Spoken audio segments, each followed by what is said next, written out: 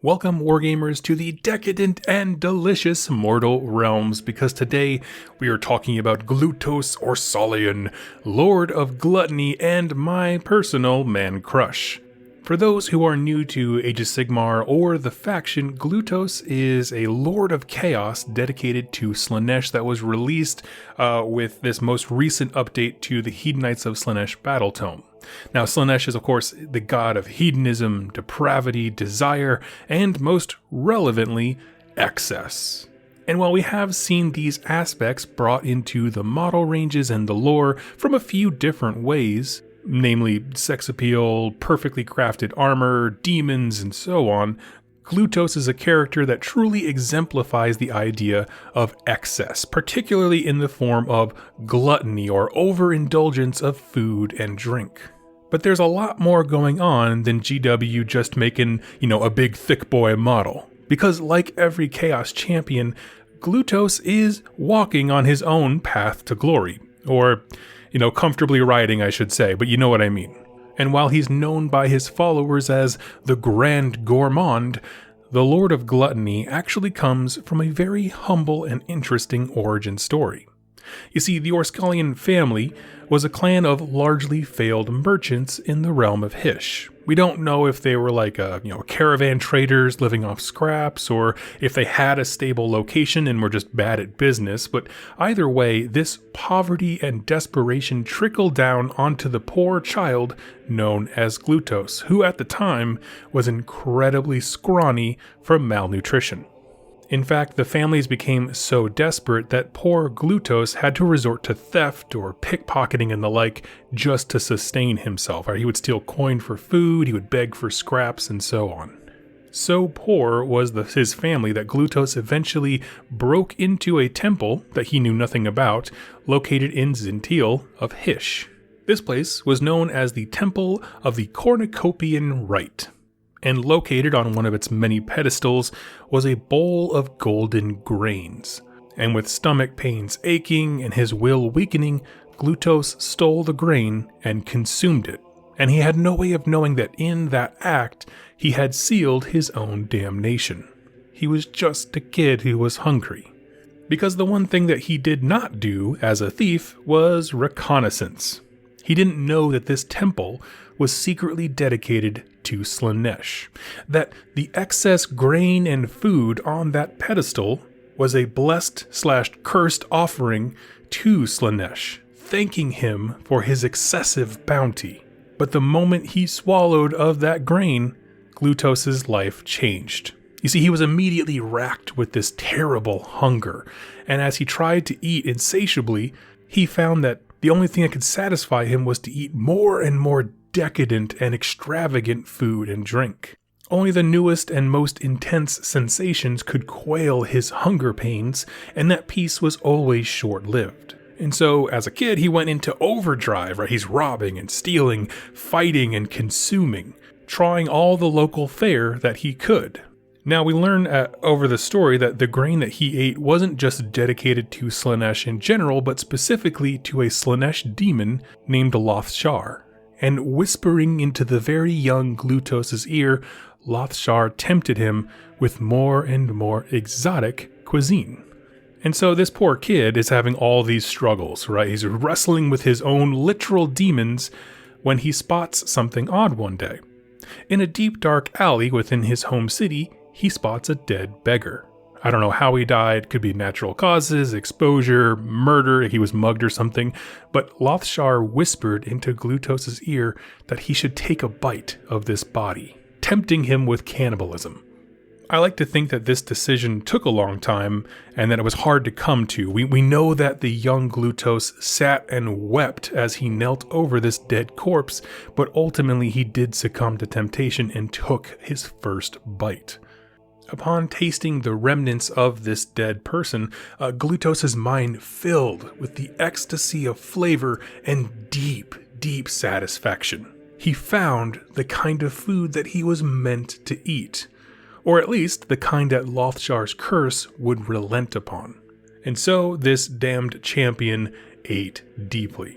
Now, at this point, his life story kind of yada-yadas a bit here. What I mean is that we know he started luring victims and killing them in back alleys, and magical elven flesh was in no short supply in the realm of Hysh. And so, with his doomed fate accepted, Glutos began killing mages and sorcerers and scholars in back alleys.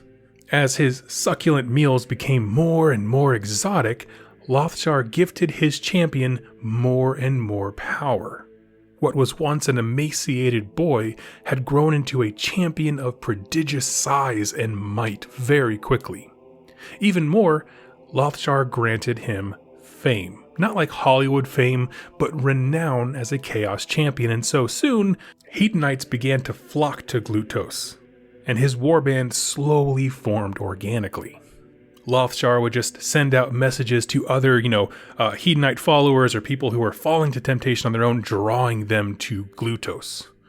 And with his warband starting to be established, towns were burned, villages sacked, armies laid low, and all of it was essentially just preparation for Glutos' next meal. His power, granted by consuming mages and demonic blessings, has seen him attain a meteoric rise within the mortal realms. With the flick of a finger, he can curse his enemies. Their stomachs descend. It causes intense pain and this insatiable hunger that he himself once felt. He kind of weaponizes his own curse. Likewise, he can invigorate his own forces with exotic lusts for battle, and he pours his own power of indulgence onto the battlefield. Now keep in mind that even though he is now a well-established champion by this point, he's still under his own personal curse, right? To be constantly eating the most decadent, evil, and depraved, delicious foods from the mortal realms. He is both an embodiment of and a slave to indulgence. So to aid him in his presumably eternity-long mission, Glutos has assembled a team. Okay, and this is why we have so many lesser champions on his actual model's base with him. All of them are there to ensure that Slaanesh's, sommelier, if you will, can keep eating bigger and better meals. Not necessarily because they like seeing him eat, but because Glutos' hunger and constant need to satiate it really is the source of the blessings of Slaanesh for his warband. Right? It points the warband in a direction that is ever upward, doing all kinds of new evil acts, traveling to new places, trying to find new foods and spices, fighting new enemies and eating them as well.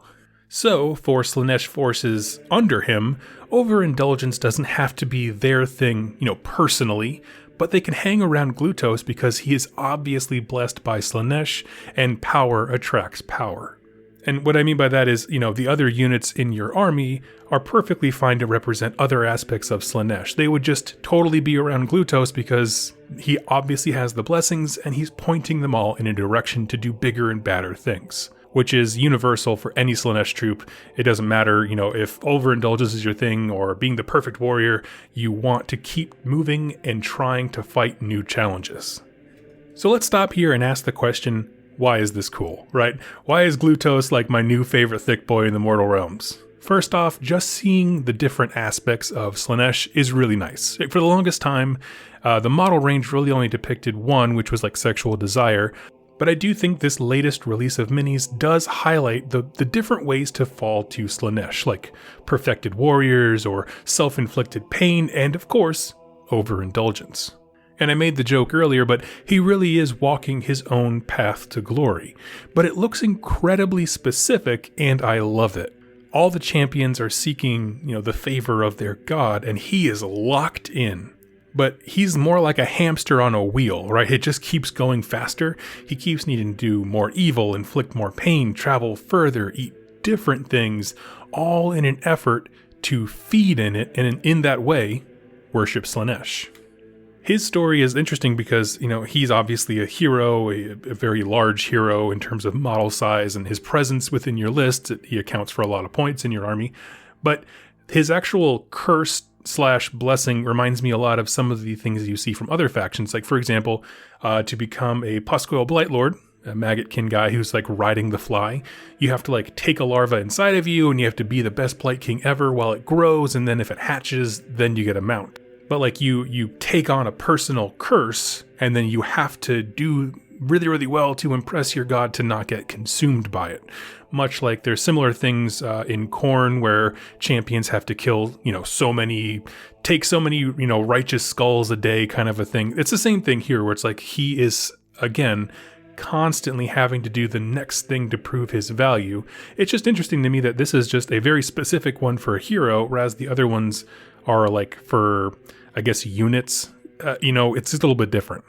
I love that he's a compelling hero with tragic origins. And I touched on this with the Glotkin like forever ago, but there are some characters that are almost cartoonishly evil, right? It seems so ridiculous to think that X character would become so intensely evil for absolutely no reason, but this story grips me, where the events that set him on this path were far above him. Like, yeah, he stole the grain and ate it, but honestly, that happens every day because so many people around the world, both in the mortal realms and here, are malnourished. He didn't know what he was taking, and there's a tragedy in that.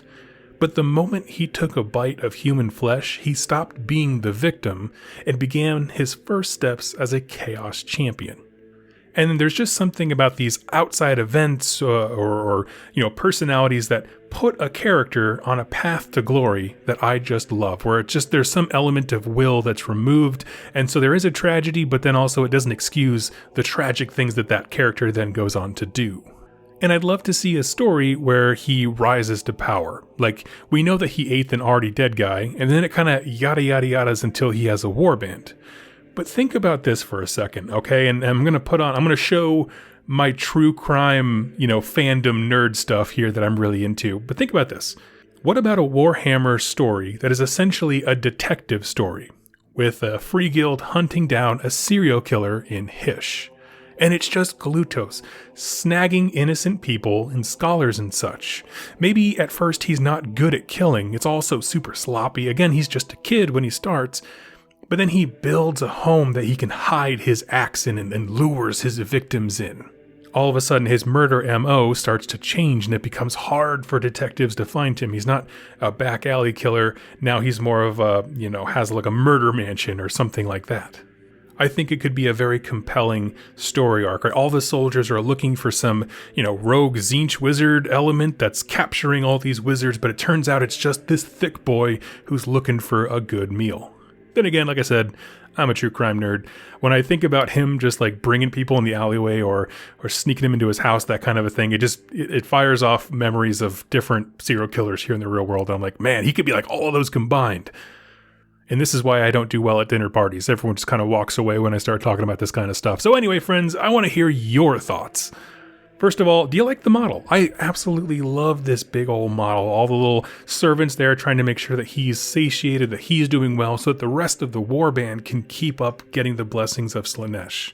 How about his rules that bring that lore to the tabletop, by cursing his enemies and blessing his followers? If you had a book about him, what would you like to read about? I mean, no, it doesn't have to be his rise to power, like I said. It could just be, his initial fall. It could be, just exploits of his warband going around doing things. But if I had to say there's one thing he's missing, I would really love a unit of Slaanesh ogres to be like his personal bodyguard. I think that would be the coolest thing ever. Games Workshop, there you go. That's free cash right there for you. But I want to hear your thoughts. What do you think would be a really cool way to build his army out? And what do you think of his lore? Let me know in the comments down below, and we'll continue the conversation there.